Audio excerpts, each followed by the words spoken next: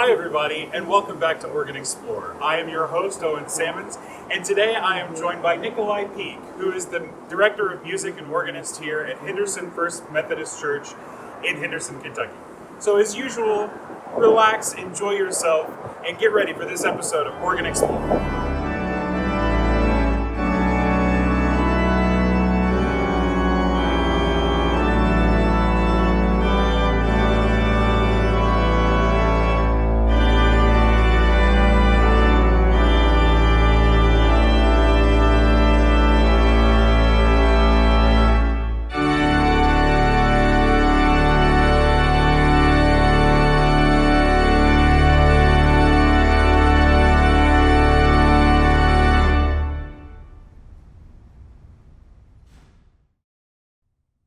Henderson First United Methodist Church is located at the corner of 3rd and Green Street in the heart of Henderson, Kentucky.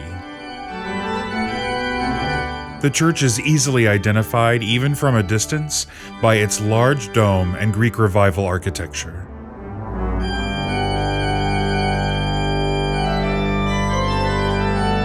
The organ here was built by Rathke organ builders based in Cincinnati, Ohio. This is their Opus 10 that was installed in 2015. This is virtually a brand new instrument. This is also a modern mechanical or tracker action instrument with a responsive touch and prompt speech.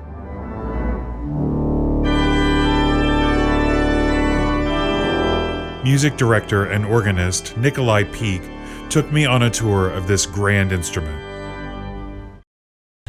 I'm here at the console with Nikolai. Nikolai, tell me, how long have you been here at First United Methodist? Sure, I've been here for about 4 years now. August will be my 4th year here at this lovely church in this community. So Awesome. And so tell me, did you come before the organ, or did the organ come after you got here? Yes, I came before the organ. And so this is your baby. Yes. It was conceived actually several years before the project plans were conceived, well before I arrived here at Henderson, and I had the pleasure of making a few tweaks to the combination action and being able to add pistons, because the original plan had no piston layout and it would all be mechanical action with foot levers. Really? So we were able to Thank God. Yes, we were able to conceive that and get that going. So. Well, very nice. Yes. Well, tell me a little bit about this organ. We know that you had a little hand in making it nicer to play. So tell me a little bit about what you like about it. Sure. Well, the original design was a Henry and Pilcher Sons organ from Louisville in 1926. Okay. And as you see here, we only have 2 manuals. The original organ had 3 manuals, and believe it or not, the console was in that closet. So it was a very odd situation to have the choral director and organist being able to see each other, and especially the choir too. And we have about 30 ranks over 2 manuals and pedal, and the particular style of tuning that this instrument is in is known as Fisk 2 temperament. Okay. That simply means that anytime you play perhaps a F major chord or D major chord, between the thirds of each harmonic progression are pretty pure. So it really sticks out and gives that clarity. So here's C major.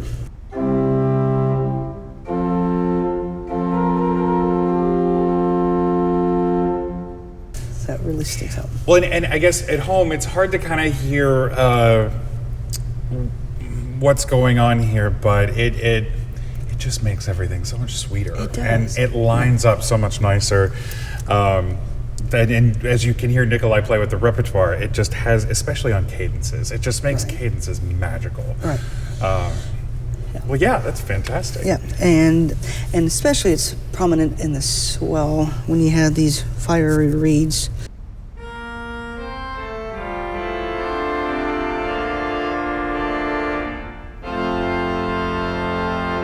It's in your face, but it's not too much. But it's tame, yeah, it's very tame. What I love about this instrument, it's Michael Rathke Opus 10. Okay. And he is from Cambridge City, Indiana, originally with the organ shop. Okay. And a good number of these stops in the swell and grate and some of the pedal are refurbished. from the old Pilcher and Sons organ. And if you take a look at the design of this instrument, you can see that the cross is our focal point out in this space. And the way Michael conceived this organ and design was that it looks like angels' wings in the pedal towers. Yeah. So it rises up to Christ, and that's what our main focus should be.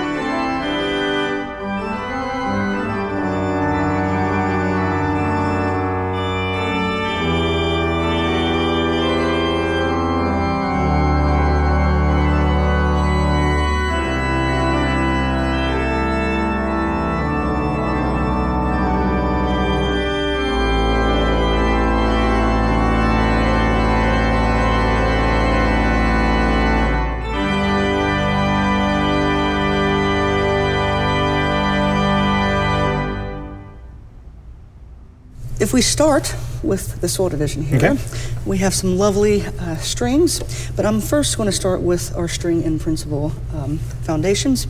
And I'm going to start with our violin diapason. Speaks very clearly, but it's more of an English palette. So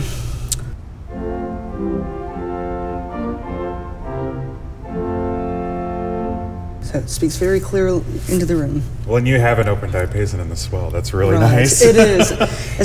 And usually you're just afforded a string and a flute, and you have to make do. But that's really nice. Right, and especially for a choral accompaniment, it works very well. Yes. So we have that, and then even up in the upper register, it works very nice. Very light, but very strong. And then we have its sister stop, the 4-foot principle.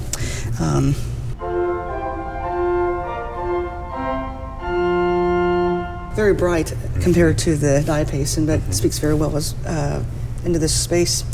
And then we have our little octaven, the 2-foot. It's more of a principle, of course, so it can have a nice foundation, but I always say that it starts out very clear, but when you get to the top, of course, it just kind of fades away. So.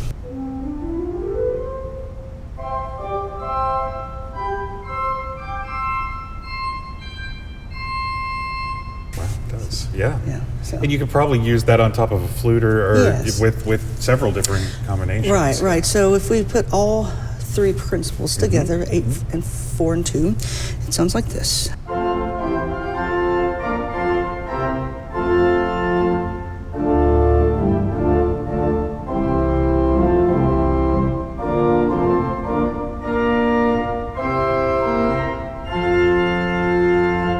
Very nice. So I even use this on hymn arrangements sometimes for congregational singing. Yeah.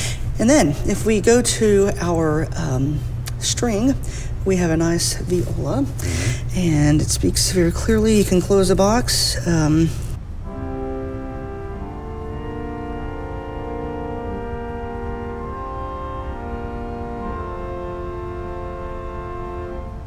kind of dark. It is. I like that. It is kind of Victorian. It's very, very, very gentle, but especially in the lower register.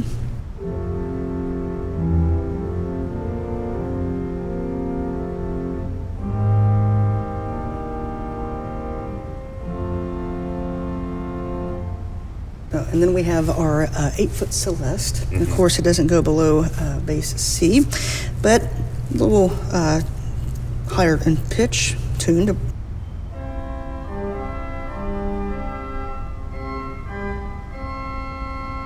It's just a little less than the viola. Right. And if we add the strings, it gives this nice undulation.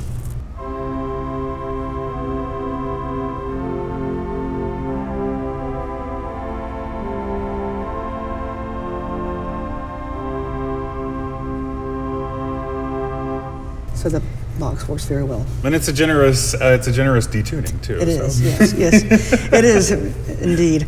And then we have a wonderful gem on this instrument, on the Swell. It's the 8-foot harmonic flute. And the original builder, I believe I'm correct, that this was a spire flute. So in the lower register, you hear the spire flute. Okay. So it's kind of growly.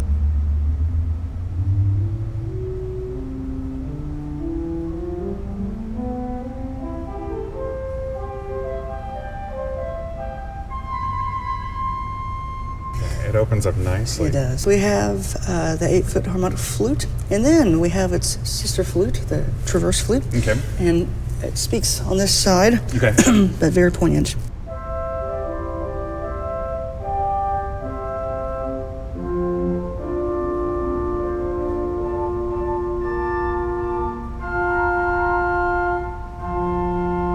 Useful. Yes. Yeah. That's very useful.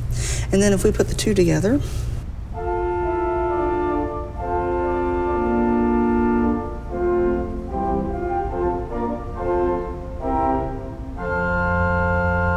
Really lovely. yeah, very bright. So. Yeah. Yeah. And then if we continue on, in the principal chorus range of our instrument, we have a mixture that is 3 to 4 ranks. It's capped very well, though. It's never too loud. And if we put all 3 principals,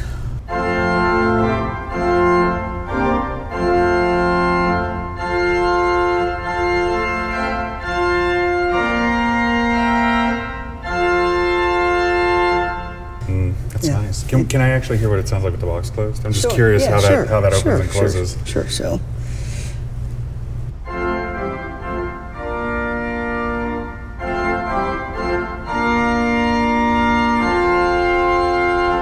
Yeah, it doesn't really lose color or character when you close the box, No. which so frequently happens. Right. It kind of brings it back. It's really nice. It does, yes. So, and then and that's just, of course, the wonderful craftsmanship of Michael and his voicing crew. They spent countless hours on that. And then we have our cornet, mounted cornet, 5 ranks. Okay. And it starts kind of like the Clicquot or Cavaillé style French organists have. It starts from middle tenor C and goes up to soprano D, but then stops. Okay. And this is primarily used, I use it on hymn arrangements or congregational singing, even sometimes in anthems, but you can hear just how poignant it is.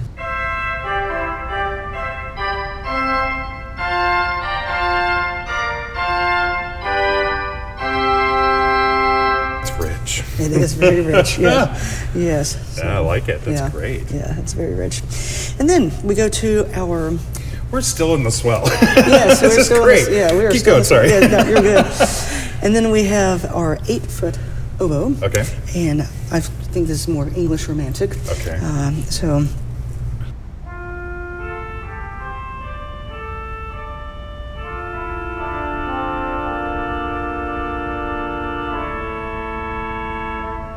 I've heard that oboe before. That's nice. Well, and then this one's less noisy and very, very punctual. I like it. It's very pretty. Yes. And if we actually add, I like to always add the harmonic flute to it.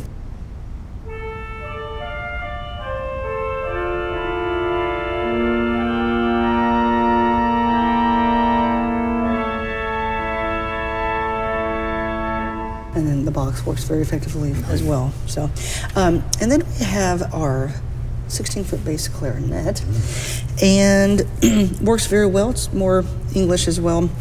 I think of kind of a cor anglais per se. But if we start in the upper register.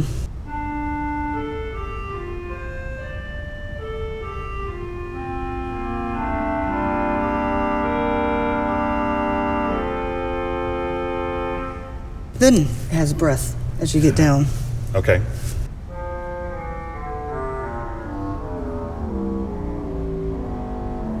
Oh, that's beautiful. Yes, it is. That's almost like a 16-foot Skinner clarinet. I mean, it just has this beautiful extension down. Oh, that's nice. It's just like a waterfall. It's very smooth. It just goes down. So, and then we have our what I think of French trumpet in the Swell. Okay. It's short resonators, but speaks very clearly out into the nave in the room.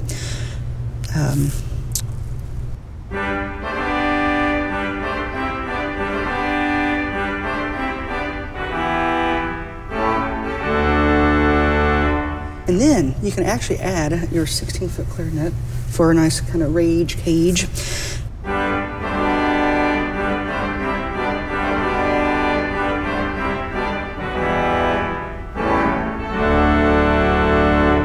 If we close the box, you can really hear the effectiveness of the two reeds.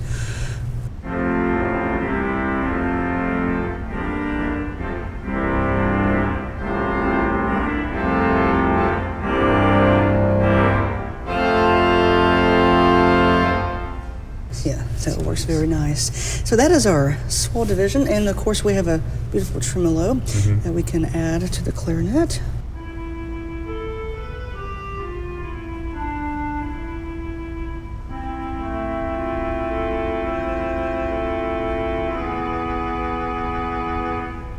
Almost has a Vox kind of feel to it. It does. Yeah, that's nice. So, yes.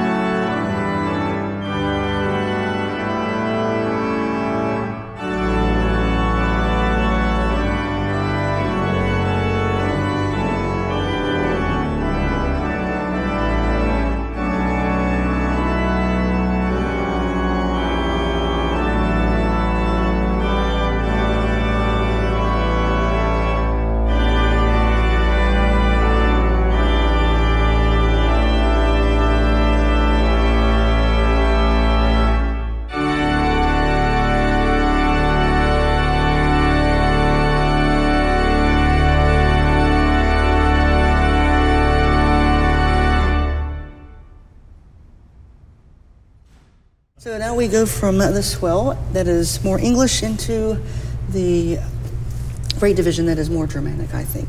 So we start with our principal chorus, 8-foot principal, and I use this a lot on congregational singing. That's all you need sometimes with the 16 and 8-foot in the pedal.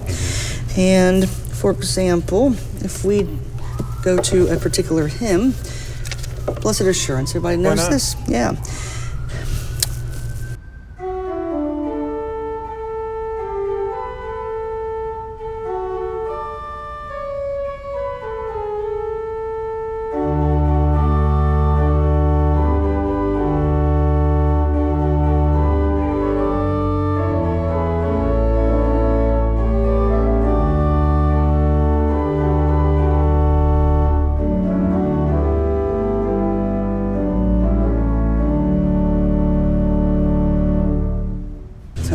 It speaks very clearly. That's beautiful. Yes, it is. Well, and it almost plays double duty too. It has that open diapason sound to it, but it can easily undergird this chorus. So I like that. It's nice. This is really nice. It's very nice, yes. And then, of course, we have our 4-foot octave. That works very nice.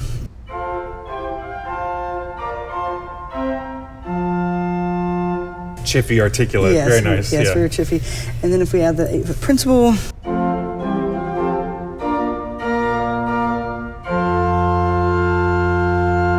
so it rounds it out. It does, yeah. Yeah. So. Well, now that almost makes the octave sound a little more fluty. It does. With the principal. Right. Which is another ingenious voicing by Michael. Yeah, there's a lot of really neat things going on. Yes, there are. So, and then we have our cute 15th, which is our 2-foot octave here. Yeah.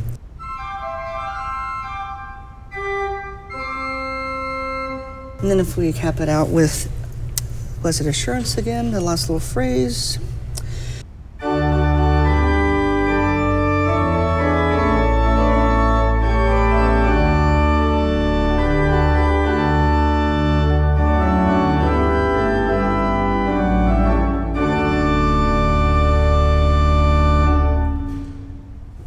Upper register, we have the mixture, which is a 4 to 6 rank mixture. Big. Very big, but caps it out very well.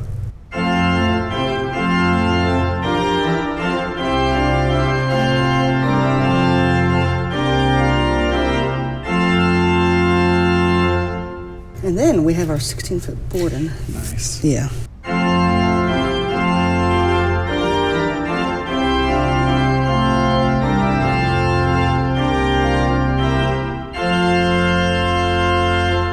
It's just enough on that 16. That's really nice. Yeah.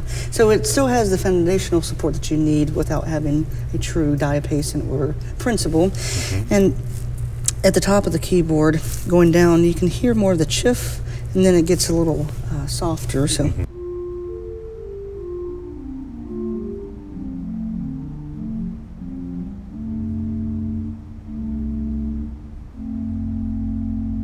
Really nice to have. It really is. So, and then we go into our flues of the organ. Okay. And we have the 8-foot Gims horn, which is not really a Gims horn per se. It's more of a spur flute, and I think it's another harmonic flute. Okay, and all right. This was an old stop that we had in the previous instrument. Okay, all right. And it needed to have some major work, and we were able to get that fixed.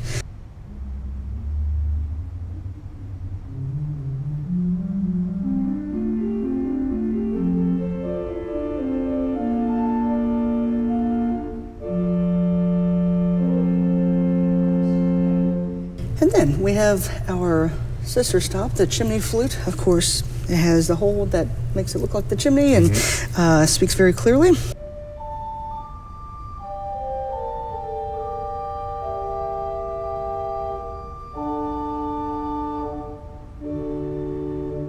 So, and then we have our 4-foot open flute.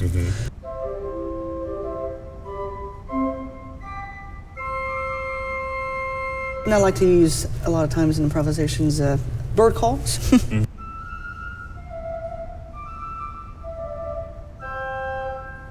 Nice. Yeah. Nice. And then we have our mutations, 2 2/3 and 1 3/5. And primarily, for soloing out, you can use this either with the principal or I used to like it with the Gims horn, and 4 foot, 2 foot, and then do.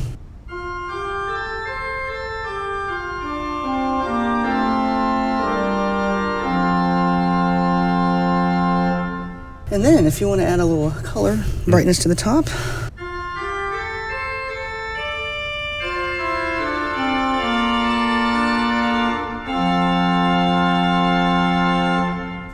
So it really colors it out, the instrument. And then we have our Germanic trumpet, which I love.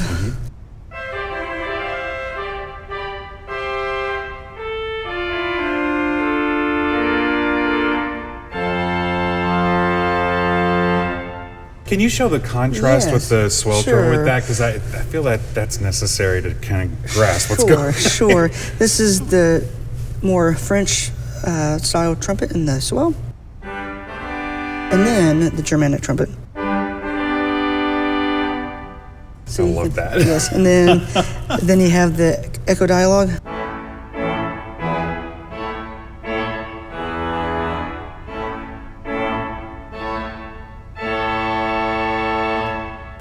Yeah, so that caps our great division. And then, of course, you heard the subas making some noises. Sure. Anyway, but we have the subas works very well. It's in the back. And I primarily use that on hymns or softer anthems for the choir. Sure. Now, then we move into our 8-foot diapason, which is here in the facade. And this is independent from the grate. Right. Okay. Right. So if you start.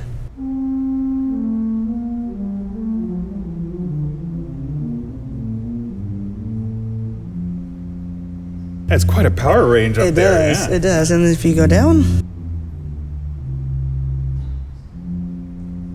And then you can use the 4-foot octave. Works very well. And that is primarily up in the small facade here. So.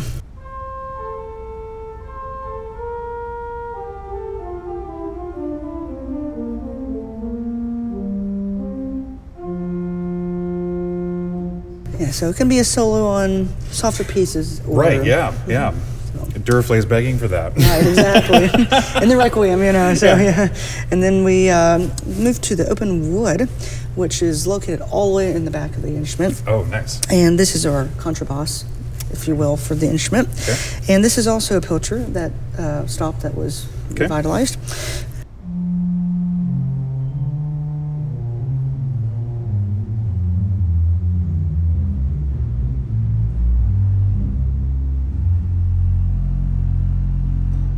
Yes, really. That's great. Yes. So I think I noticed when you were playing something that you put that on. Did you put that on blast? And it was just butter. Yes, and it really caps the sound, especially when you're out in the congregation. Yes. Underneath the dome, that is a perfect place to be for hymn singing, because it really, once you pull that on, it just goes to town. So, and then we have our trombone, which is really like a pizzown that we have, and on either side of the case, if you look way back, you can see the resonators and the pipes. So it starts out.